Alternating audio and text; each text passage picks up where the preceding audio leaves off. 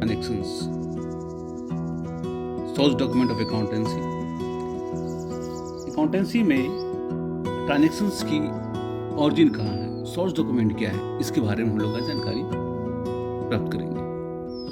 Origin of transactions, various transactions are made in business every day such as sale and purchase of goods and service, receipt and payments of the case, and so on.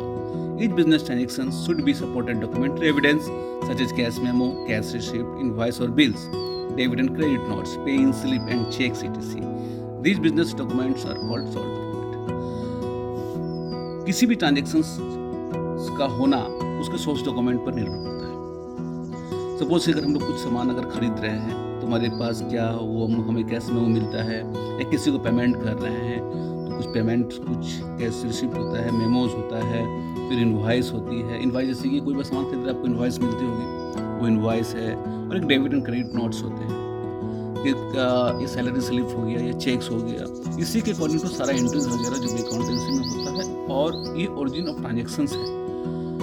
तो यहाँ से हम लोग को समझ में आता है कि ट्रांजेक्शन्स कौन सा ट्रांजेक्शन्स क्या है और किससे रिलेट करता है। The source document is essential to the book keeping and accountancy process as it provide evidence that is financial transaction has secured. और कोई भी एंट्री जब हम लोग अकाउंटिंग में एंट्री करेंगे या उसको हम लोग क्लासिफाई करेंगे तो वहाँ पे ये बताता है कि ये एक हमारा कहाँ पे किस एंट्री को और किससे इसका रिलेशन है। कैसे अगर हम लोग कैश पेमेंट करें तो ये पेमेंट है, कैश पेमेंट है, और उसका सोर्स डॉक्यूमेंट मतलब कि ये किस चीज़ के लिए पेमेंट कर रहे हैं, एक उसका एक एविडेंस होता है।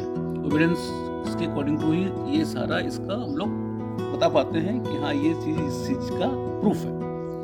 A source document describes all the basic facts of transactions such as amount of the transactions, to whom the transactions was made, the purchase of transactions and the transaction date. अब जैसे कि invoice ले लीजिए। Invoice में अगर होता है देखिए उसमें सारा चीज़ दिया हुआ है, क्या सामान खरीदाया है, क्या डेट है ना, क्या क्वांटिटीज है, बहुत सारी चीज़ें, सारा चीज़ में लोगों को मिल जाता है। अब following are the most common source documents: cash memo, invoice and bills, receipt, debit note, credit note, pay in slip, checks. ये सारा ये सब क्या है, जब चेक देखे होंगे, पे इन स्लिप हो गया, सेल्स रिटर्न जब होता है गुड्स का, फिर परचेज रिटर्न होता है तो उसमें सारा ये सब बनता है, डेबिट और क्रेडिट नोट वगैरह बनती है, कैश मेमो है, इनवॉइस और बिल। आप लोग सारा इस चीज़ से अवगत होंगे, आप देखते भी होंगे। अब यहाँ पे टाइप्स ऑफ वाउचर्स है, क्योंकि वाउचर्स दो तरह के हैं, एक केस वाउचर्स है, एक नॉन केस वाउचर्स है। ठीक है, वाउचर्स में भी classified into two categories as follows: vouchers, cash vouchers. Cash vouchers जो है वो डेबिट वाउचर्स भी रहता है, एक क्रेडिट वाउचर्स रहता है, इसको लोग कैश पेमेंट भी बोलते हैं और कैश रिसिप्ट भी बोलते हैं, दोनों के लिए यूज होता है। और नॉन कैश वाउचर्स हो गया वो हमारा ट्रांसफर वाउचर्स है।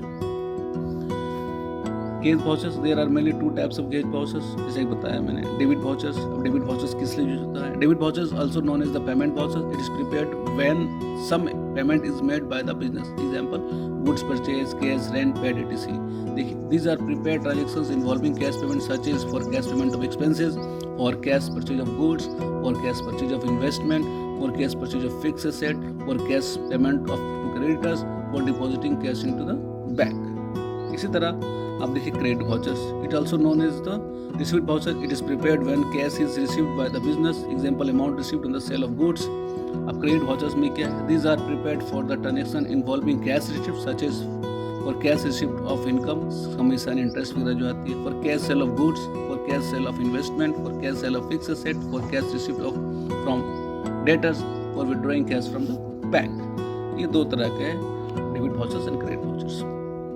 अब यहाँ पर non cash transaction, non cash vouchers are also known as transfer vouchers, these are prepared for the credit transactions, these are prepared in the follow cases.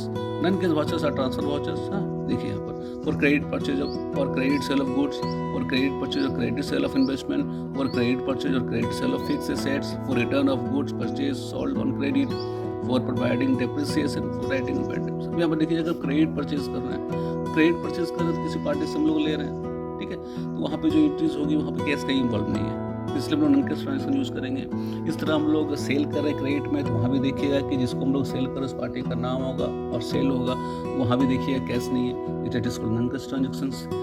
अब fix assets कर रहे हैं क्रेडिट में तो भाई क्या परचेज कर रहे हैं, किससे परचेज कर रहे हैं, यहाँ भी कैश नहीं है, it is called non cash transactions. Return goods कर रहे हैं, गुड्स वापस कर रहे हैं, वहाँ भी देखिएगा।